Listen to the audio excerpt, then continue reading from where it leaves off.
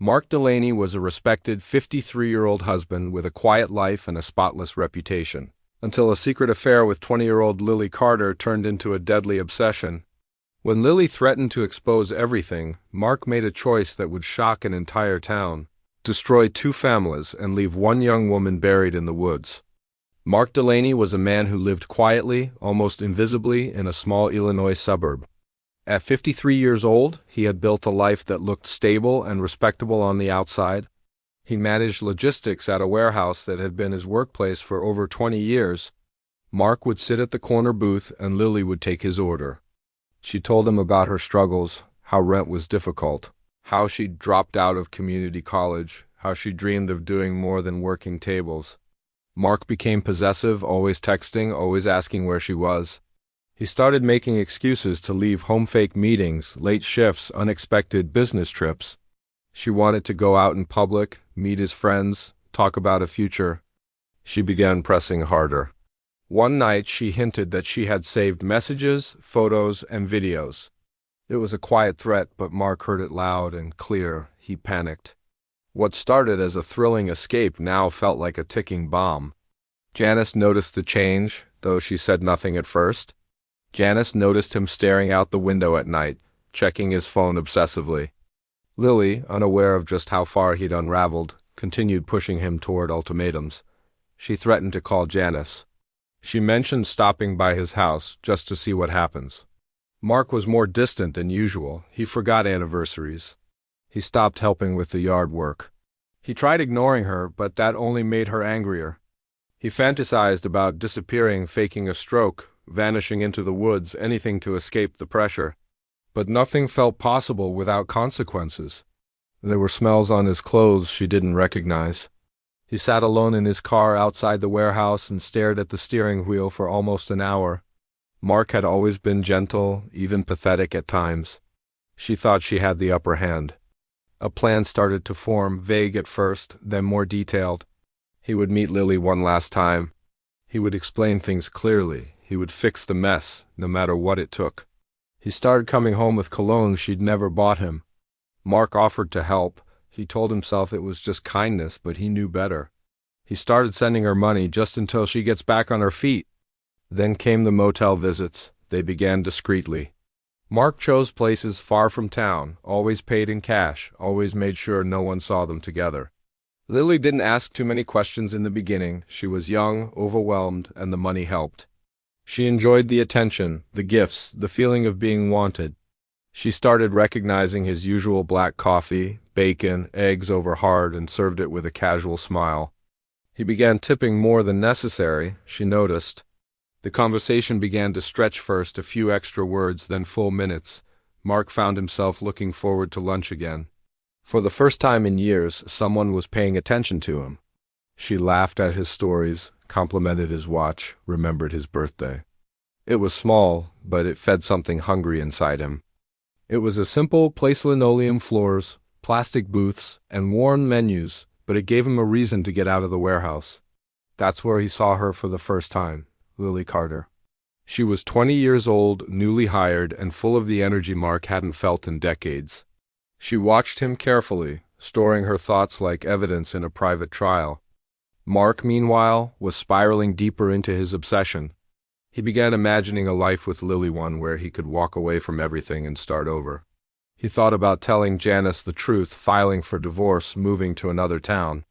But when he considered the details: dividing assets, facing their children, losing his standing in the community, he froze. He realized he couldn't leave Janice. His entire identity was built around being her husband, around being dependable. She moved fast between tables, balancing trays with practiced ease, laughing with customers, her voice always light. There was something about her that reminded him of a version of life he no longer had: freedom, spontaneity, desire. Each morning he woke at 6 a.m., made himself coffee, read the paper, and drove the same route to work. He was known in the neighborhood as a reliable man, someone who shoveled his driveway in the winter, waved to passing cars, and helped carry groceries for elderly neighbors. His wife, Janice Delaney, had been his partner since they were both in their early 20s. They shared the same house for over 3 decades, raising 2 children who were now grown and living in different states. But behind the curtains of their tidy home, Mark was deeply unsatisfied. The spark between him and Janice had disappeared long ago. Conversations had turned into quiet nods and dinner into a routine that neither of them seemed eager to share. They had stopped sleeping in the same bed 5 years ago. Janice kept herself busy with gardening and church events, while Mark threw himself into work, pretending everything was fine. But the loneliness crept in, slowly but steadily, until it settled into his bones. It was during one of those long, silent lunch hours that Mark decided to start going to a diner just off the main highway. At first, their interactions were limited to polite exchanges. Within a month, he started offering her rides home. But as the weeks turned into months, the relationship changed. Still, Janice kept quiet. They had lived together long enough for her to suspect but not confront. Lily, however, had grown impatient. She was tired of being someone's secret. His mood changed again. He became cold, moody, and paranoid. At work, his performance dropped. At home, he drank more and slept less. Mark didn't recognize himself anymore. He had lost control. Every text from Lily made his heart race with fear. Then, one afternoon, something in him shifted. It was quiet. He messaged her that night, asking to meet in private, away from town. Lily agreed. She had no reason to fear him. What she didn't know was that Mark had already crossed a line in his mind, one he could never come back from. Lily Carter didn't think twice about agreeing to meet Mark again. He had always been soft-spoken, overly cautious, and never someone who posed a threat. He was no longer thinking about promises or apologies. He was thinking about survival. It was a place he knew well from his younger days, when he and Janice used to go on nature walks before life got too busy. He picked the time carefully, early evening, when the light was fading, but not yet dark. Enough light for it to seem safe, not enough for someone to see clearly from a distance. The fear of his secret coming out had consumed him entirely. Lily struggled, shocked by the sudden violence, but Mark was bigger, stronger, and fueled by panic. For a moment, he thought he might be sick. The image of her lifeless face, the stillness of the woods, the quiet, too quiet, pressed down on him like a heavy curtain. There was no turning back. He clamped his hands around her throat and squeezed. She fought hard, scratching at his arms, kicking against the ground. Mark changed clothes, showered, and sat on the couch pretending to read. The radio played, the sun came up, and life around him moved forward like nothing had changed. She hadn't shown up for her weekend shift at the diner, hadn't answered her roommate's texts, and didn't return home. He stood among others holding candles, watching as people wept and prayed. To everyone else, he was just another concerned member of the community. He even said a few words to the pastor about how kind Lily had been, but the guilt hadn't left. It clung to him like a shadow. Her roommate called the police, and within 24 hours, a missing persons report was filed. Flyers with Lily's face began appearing on telephone poles and gas station windows. Mark saw them while driving and forced himself not to react. But inside, Mark was on edge. Every car that slowed down near his house, every siren in the distance made his chest tighten. He couldn't look anyone in the eye. His coworkers noticed he was quieter than usual, but chalked it up to stress. His mind was blank like a white wall. He avoided mirrors, avoided conversation, avoided thinking. He told himself Lily had pushed him, that she gave him no choice, that she had turned something innocent into something dangerous. He clung to that belief like a life raft. He even visited the trail again to make sure nothing had been left behind. But no matter how carefully he covered his tracks, one thing was certain: someone would start asking the right questions eventually. He dragged her body off the path, deeper into the brush, and used his hands to scoop dirt and leaves over her. It was messy, rushed, and shallow. He took her phone, scrolled quickly through it, then tossed it far into the bush. He made sure to wipe the screen clean before discarding it into a dumpster behind a strip mall on his way home. But the forest was empty, the trees too far apart for help to come. After what felt like an eternity, her body went still. Mark held her for several more seconds before slowly letting go, trembling. He imagined the humiliation, the judgment, the cold stares from neighbors he'd known for decades. He imagined Janice's silence turning into rage, their grown children cutting off contact, his employer letting him go. The risk was too great. Lily had become the single greatest threat to everything he had ever built, and in his twisted thinking, removing her seemed like the only solution. His hands were shaking and his clothes were damp with sweat. For a long while, he didn't start the engine. He just stared at his own reflection in the rearview mirror, waiting to feel something: guilt, regret, clarity. But all he felt was empty. When he messaged her asking to talk somewhere quiet, she assumed he wanted to make another promise, maybe another excuse about why he still hadn't left his wife. Part of her was tired of the back and forth, but another part liked the power she had over him. In a relationship full of imbalance, control was her only advantage. Mark stayed quiet most of the time, his hands stuffed into his jacket pockets, his mind racing. Lily talked casually about quitting the diner, moving to another town, starting over. Her words came in waves, but he wasn't listening. All he could hear was the sound of his heartbeat in his ears. She mentioned something about needing more money, and that she might tell Janice if things didn't change soon. She had no idea that Mark's mind was already in a different place. He chose a spot just outside town, a walking trail near a wooded area that few people visited during the week. Lily showed up in jeans and a hoodie, her hair tied back, phone in hand. She didn't sense any danger. To her, it was just another emotionally messy conversation she didn't really want to have. She even rolled her eyes when Mark suggested they take a short walk into the woods. She was used to him being nervous and figured he didn't want anyone to see them from the road. They walked slowly, deeper into the trees, the crunch of dry leaves beneath their feet. That was the final trigger. In a sudden burst of motion, Mark grabbed her from behind. It wasn't planned with precision, but it was forceful. He fell to his knees beside her, gasping for air, not from exertion but from the weight of what he had just done. But even in that moment of horror, another instinct kicked in: concealment. He looked around, scanning the area. No one was there. When Mark got back to his car, he sat behind the wheel in silence. At home, Janice greeted him from the kitchen with a glance and went back to washing dishes. The next morning, he drove to work as usual. It didn't take long for Lily's absence to be noticed.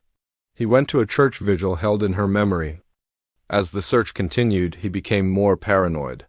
He deleted old messages, wiped his laptop, scrubbed down the inside of his car. And when they did, everything Mark had buried would claw its way back to the surface. The search for Lily Carter quickly escalated into a full-scale investigation. Her sudden disappearance felt too abrupt, too unlike her. Most of her posts were harmless selfies, quotes about self-worth and pictures of food or her cat. But investigators noticed a few vague updates in recent posts that hinted at frustration, betrayal, and needing to get things off her chest. One post said, "Secrets don't stay hidden forever." Another read, "Some people lie so well, they believe themselves." At one small roadside motel, the manager remembered seeing a girl who looked like Lily accompanied by an older man on multiple occasions. He had even taken a photocopy of the man's ID on one stay standard policy. The name on the ID was Mark Delaney. But once it did, everything started aligning. His age, his proximity to the search area, his spotless record, it all made the situation stranger. He admitted to knowing Lily, claimed they were friends, and said they had only met a few times. Then the security camera stills of his vehicle at the gas station near the wooded trail the night Lily went missing. Still, Mark held firm. He said they had planned to meet, but she never showed. That was his story. He looked tired but not shaken. He repeated the same lines with slight variations, clearly trying to keep the story straight. His quiet home became a scene of flashing red lights and yellow tape. Neighbors stood outside, stunned, unable to match the calm man they knew with the allegations flashing across their screens. Just a man sitting alone in a cell, stripped of everything he had tried to protect. Local husband arrested in murder of young waitress. The headline spread quickly. A piece of broken plastic was found near where Lily S.'s body had been part of a phone case that matched the one Lily had. And the security footage placed him exactly where he said he hadn't been. No one believed it was a coincidence. Prosecutors assembled a case built on evidence, motive, and the psychological portrait of a man who feared exposure more than he feared taking a life. But he still hadn't said a word, not to the court, not to the investigators, not even to himself. The media latched onto the story, a man who killed his lover to keep his marriage intact. The contradiction was stunning, a desire to protect a life by destroying another. She had seen the gradual unraveling of her husband, the distant look in his eyes, the whispered calls behind closed doors, the bank account withdrawals. She'd found a motel receipt herself once, but had never mentioned it. She simply watched and waited. Her mother gave a eulogy through tears, talking about Lily's dreams of becoming a writer and how she used to carry a notebook everywhere. She said Lily had a big heart, sometimes too big, and trusted the wrong people. The church was filled with white flowers, candles, and the scent of sorrow. There was no justice, yet only grief. She didn't attend his court hearings, didn't make statements to the press, didn't return messages from reporters. She moved in with her sister 2 towns over and asked everyone to leave her alone. The community respected her distance. After all, she had been betrayed just as much as anyone else. When police showed up at their home with questions, she didn't interrupt. When asked if Mark had been acting strange, she nodded. Soil samples taken from the undercarriage of Mark's car matched the location. It wasn't one single thing that brought the case together, it was all of it, in combination. But the detectives weren't convinced. A search warrant was quickly issued. Investigators pulled his phone records and matched them against Lily's last known data. There were dozens of messages between them, all deleted now, but traces remained in the cloud. Their relationship was confirmed. They were the kind of messages that, in hindsight, carried weight. Friends described her as bubbly, responsible, and always connected to her phone. She never left without telling someone. Cell tower records helped narrow down her last known location. Her signal had pinged near a wooded area just outside of town on the evening she vanished. That spot, previously unnoticed, became a key location in the investigation. A search team was assembled, and within 48 hours, a grim discovery was made. Buried under a thin layer of leaves and dirt, just feet from a walking trail, was Lily's body. Her roommate, Tara, told investigators about the last time she saw Lily leaving the apartment in a rush with barely a word. She mentioned that Lily had recently been involved with an older man, though she didn't know his name. That detail stood out. A young woman, gone without a trace, last seen heading out to meet someone she'd been keeping secret. Police began combing through her social media accounts, looking for clues. Meanwhile, her phone was still missing. The news hit the town hard. A 20-year-old girl, killed and discarded like trash, was a nightmare that spread fear like wildfire. Candlelight vigils turned somber. The diner where she worked put up a memorial photo and closed for a day and mourning. They returned to Tara, who again mentioned the mysterious older man. This time she remembered a detail. Lily once referred to him as M. That was all they had. But then came the motel receipts. People began speculating. Some thought it was a stranger, others guessed an abusive boyfriend. But the question lingered. Who would do this to Lily? Detectives shifted their focus to her private life. Investigators began calling nearby motels, asking if any rooms had been rented by Lily Carter or anyone matching her description. That was the breakthrough they needed. Mark Delaney's name hadn't appeared in the investigation until that point. When questioned, Mark insisted he had nothing to do with her death. They showed him the motel receipt with his signature. Meanwhile, forensic teams searched the wooded area again. Janice Delaney, quiet but observant, had her own suspicions brewing long before police arrived. Days later, Mark was arrested. The evidence was damning. The digital trail proved he'd been with Lily that day.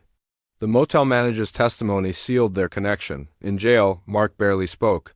His lawyer advised him to stay silent. He complied. But silence only deepened the mystery. No confession, no apology. Back in town, Janice filed for divorce. At Lily's funeral, mourners packed the small church. As the trial approached, the pressure built.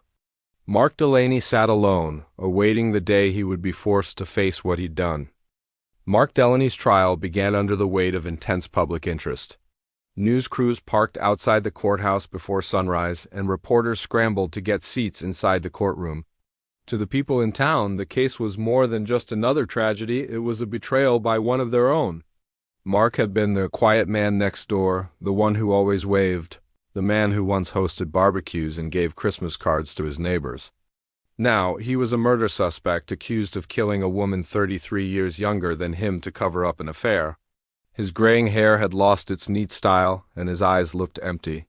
They claimed Mark had cared for her, supported her financially, and that any frustrations she expressed were not uncommon in affairs. They suggested that her death could have been the result of an argument gone wrong, not a premeditated act. But their version lacked substance. They had no explanation for the buried body, no alibi for Mark, and no credible alternative suspects. Without Mark taking the stand, the defense had only speculation to offer. It took them only 4 hours to reach a verdict. In his closing remarks, he called the crime a selfish and calculated act of violence committed to preserve a lie. The Delaney house, once so lively during holidays, sat dark and empty. Neighbors avoided talking about Mark, switching the subject whenever his name came up. The diner where Lily had worked reopened, but the corner booth where Mark used to sit remained vacant. A small plaque was placed near it, reading, "In memory of Lily, always smiling, always missed." Mark nodded once, slightly, but said nothing. The evidence was overwhelming, the motive clear, and Mark's silence damning. When the verdict was read guilty of first-degree murder, Mark showed no visible reaction. He didn't speak much. He didn't join any inmate groups or attend chapel. He simply existed, alone with the echo of what he had done. The same quiet routine he once lived in freedom had now followed him behind bars, but this time it was stripped of illusion. Now, every silence had weight. Every passing day was a reminder that nothing he once tried to protect had survived. He stood motionless, staring ahead as if the outcome had already existed in his mind long before the trial began. It was their way of giving purpose to their daughter's memory, of trying to prevent another family from facing the same grief. The first scholarship they issued went to a young girl planning to study journalism. They said Lily would have liked that. He rarely spoke to his attorney and never looked toward Lily's family. Throughout the proceedings, he never offered any version of events or showed remorse. No one in that room could ignore the human cost of what had happened.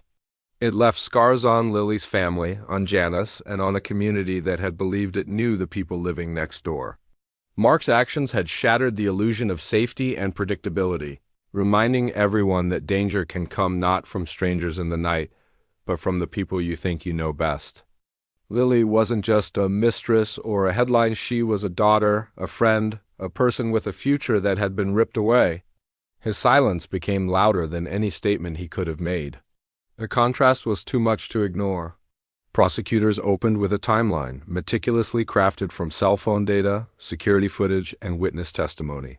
She stood before the court, clutching a framed photo of her daughter, her voice trembling as she spoke. She described Lily's childhood, how she used to write stories in her notebooks, how she dreamed of becoming a novelist, how she took a waitressing job to help pay rent and save money for school. She had already separated from Mark and was quietly finalizing their divorce. Her name came up during the trial only in reference to Mark's motive, his fear of her finding out, his fear of the fallout. The prosecution made it clear that the murder wasn't about love, it was about fear. Fear of being exposed, of losing control, of facing consequences. She spoke about the night Lily disappeared, how she knew in her gut something terrible had happened. Her pain was raw, unfiltered, and undeniable. They painted a chilling picture of a man who had meticulously planned the murder to protect the fragile image he had built over decades. The evidence was damning. Cell tower pings placed both Mark and Lily near the wooded trail on the night she vanished. Gas station surveillance captured his car turning toward the path. The motel manager confirmed that. Mark had frequently visited with Lily, and the soil analysis found under Mark's car matched the wooded area where Lily's body had been buried. The prosecution presented Lily's text messages to friends in the days before her death, messages that revealed her growing frustration with the relationship and her threats to expose it. In one message, she told her roommate that she was done being a secret. In another, she said she was ready to tell his wife everything. These texts, prosecutors argued, established motive. Mark had everything to lose: his marriage, reputation, and possibly his job, and Lily had threatened to take it all away. Forensic experts testified about the cause of death. There were no signs of sexual assault, but ligature marks around Lily's neck pointed to strangulation. Defensive wounds on her hands suggested she had fought back. The coroner confirmed that she had been dead for several hours before her body was buried. The shallow grave and poor attempt to cover her suggested a rushed crime, not one committed with calm precision but with frantic desperation. Mark sat in court every day, mostly expressionless. He wore a suit that no longer fit him properly, his frame noticeably thinner than when he was arrested. The defense struggled to shift the narrative. They argued that the relationship between Mark and Lily was complicated but not dangerous. The most emotionally charged moment of the trial came when Lily's mother, Deborah Carter, testified. The jury sat in silence as she spoke, and even the judge looked down at his notes to avoid her eyes. Janice Delaney did not attend the trial. She had made her decision early on to stay away, telling her attorney that she wanted no part in defending or condemning her husband. After nearly 3 weeks of testimony, cross-examinations, and emotional outbursts, the case went to the jury. The sentencing hearing was brief. The judge, stern and composed, handed down a life sentence without the possibility of parole. In the days following the trial, the community tried to make sense of what had happened. The case left behind more than just a prison sentence. Lily's parents started a small foundation in her name aimed at helping young women navigate relationships and warning signs of manipulation. In prison, Mark adjusted to his new reality. His days were filled with repetition roll calls, meal times, head counts. Mark Delaney spent the first few weeks in prison isolated in every way, physically, emotionally, psychologically. The prison issued him a standard orange uniform and assigned him to a single bunk in a cell that smelled faintly of bleach and old sweat. There, it was filled with tension, unspoken emotions, and years of growing distance from his wife. Here, it was hollow. He had no expectations, no future, no one who would call, write, or visit. His wife had divorced him weeks after the verdict. His children sent a letter, short and formal, explaining they were cutting contact indefinitely. Around the cross, she laid Lila, her daughter's favorite flower. There was no ceremony, no press. Just a mother kneeling in the woods, whispering words that no one else would ever hear. They didn't ask for a reply. Every mention of Lily made his stomach twist in guilt, though he refused to name the feeling. He hadn't spoken her name since his arrest. He hadn't spoken much at all. The memory haunted him more than any punishment the court could give. He hadn't just ended a life. He had ended a future, a possibility, something full of light. In his effort to protect his secrets, he had destroyed everything that once gave him meaning. The Delaney house was bought by a young family who had no idea of its past. The diner got new owners and remodeled, removing the old booths completely. But the memory of Lily lingered for those who knew her. It lived on in hushed conversations, in cautionary tales, in the quiet fear that even the most ordinary lives can hide the darkest secrets. And in the shadow of that story stood Lily Carter, forever young, forever silenced, yet never forgotten. Her former co-workers kept a photo of her in the staff room. Her best friend got a tattoo in her handwriting. Her mother continued to speak at schools, always ending with the same line: "If someone makes you feel like a secret, they are not your safety." The walls were concrete, cold, and covered in faded scratches from inmates past. There was no comfort in anything. But one morning, months into his sentence, he asked the chaplain for a pen. He became just another aging inmate, one of many forgotten faces behind concrete walls. Occasionally, a new prisoner would recognize his name from an old documentary or news report, but the story no longer held shock. He was just another example of a man who ruined everything over lust and fear. Not for letters he had no one to write to, but to write thoughts that wouldn't stop circling his head. He began filling notebook pages in secret. Pages that no one else saw? They weren't confessions, not really. Just scattered pieces of his mind.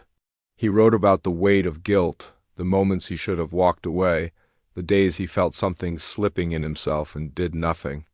At first, some of them asked questions, curious about the older guy in for murder. But once the details spread, they kept their distance. There was something especially vile in their eyes about a man who had killed a young girl he'd been secretly seeing. When he died, it was of natural causes, quiet, uneventful. There was no ceremony, no one to claim the body. His remains were cremated and placed in an unmarked box alongside others with no next of kin. Mark never tried to defend himself. He had no allies, no one to confide in, and he preferred it that way. He believed, on some level, that he deserved whatever punishment came his way, even the isolation. News reports labeled him as a predator, a man who killed to protect his secret life. On it, Mark had written one line. It should have ended differently. There was no explanation, no name, no apology. Just those 5 words, scribbled in shaky handwriting. The guard showed it to his supervisor, but decided not to confiscate it. They left it where they found it. His face was shown alongside headlines about infidelity, manipulation, and murder. He rarely moved, never joined games or conversations, and declined every group session offered by prison counselors. When pressed, he simply said he had nothing to share. But inside, thoughts churned constantly. Memories came in waves. Lily laughing over pancakes, the way she crossed her arms when she was annoyed. The last moment she looked up at him in confusion before everything went dark. Those moments replayed in his mind every night. Former co-workers gave awkward interviews saying they had no idea and would never have guessed.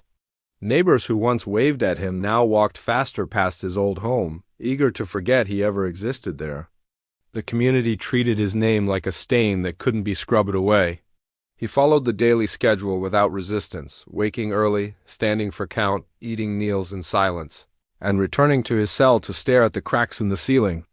Her parents had launched the Lily Carter Foundation just weeks after the trial ended.